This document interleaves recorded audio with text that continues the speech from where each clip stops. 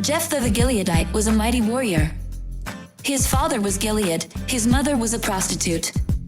Gilead's wife also bore him sons, and when they were grown up, they drove Jephthah away. "You are not going to get any inheritance in our family," they said, "because you are the son of another woman." So Jephthah fled from his brothers and settled in the land of Tob, where a gang of scoundrels gathered around him and followed him. Sometime later, when the Ammonites were fighting against Israel, the elders of Gilead went to get Jephthah from the land of Tob. "Come," they said, "be our commander, so we can fight the Ammonites." Jephthah said to them, "Didn't you hate me and drive me from my father's house? Why do you come to me now, when you're in trouble?" The elders of Gilead said to him, "Nevertheless, we are turning to you now. Come with us to fight the Ammonites, and you will be head over all of us who live in Gilead." Jephthah answered, "Suppose you take me back to fight the Ammonites, and the Lord gives them to me, will I really be your head?" The elders of Gilead replied, "The Lord is our witness, we will certainly do as you say."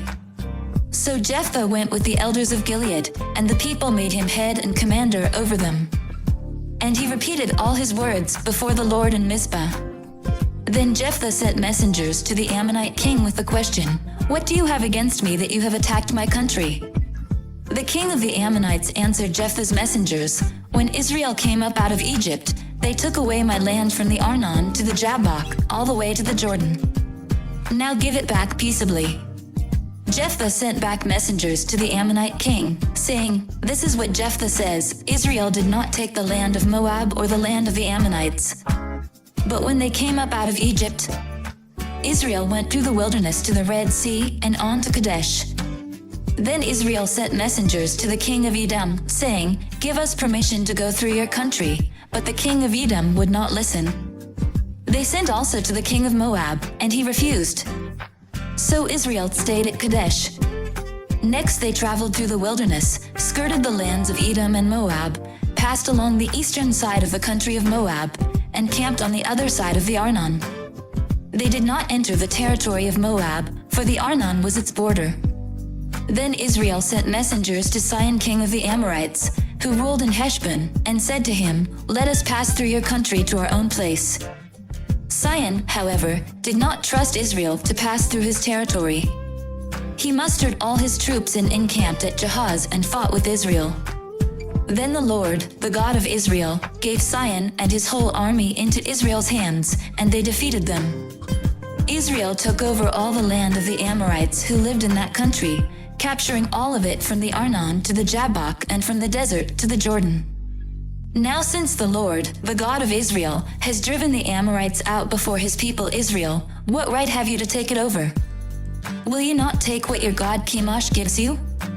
Likewise, whatever the Lord our God has given us, we will possess.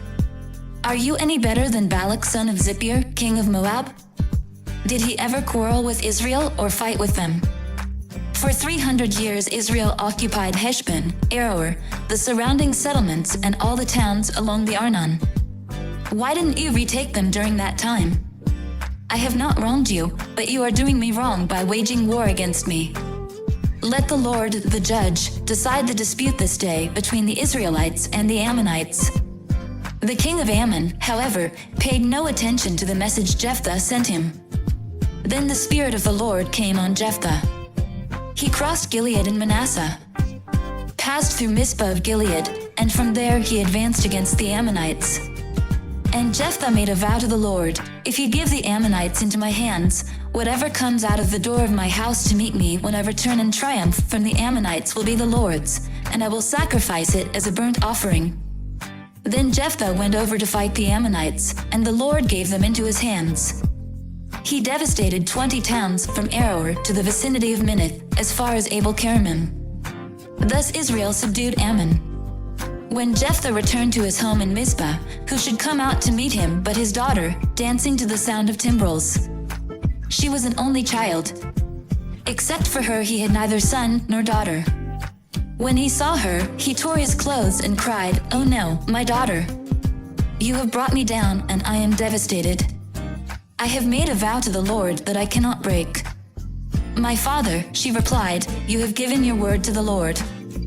Do to me just as you promised, now that the Lord has avenged you of your enemies, the Ammonites. But grant me this one request, she said. Give me 2 months to roam the hills and weep with my friends, because I will never marry. You may go, he said. And he let her go for 2 months. She and her friends went into the hills and wept because she would never marry. After the 2 months, she returned to her father, and he did to her as he had vowed. And she was a virgin. From this comes the Israelite tradition that each year the young women of Israel go out for 4 days to commemorate the daughter of Jephthah the Gileadite. Come follow me, and I'll send you out to fish for people.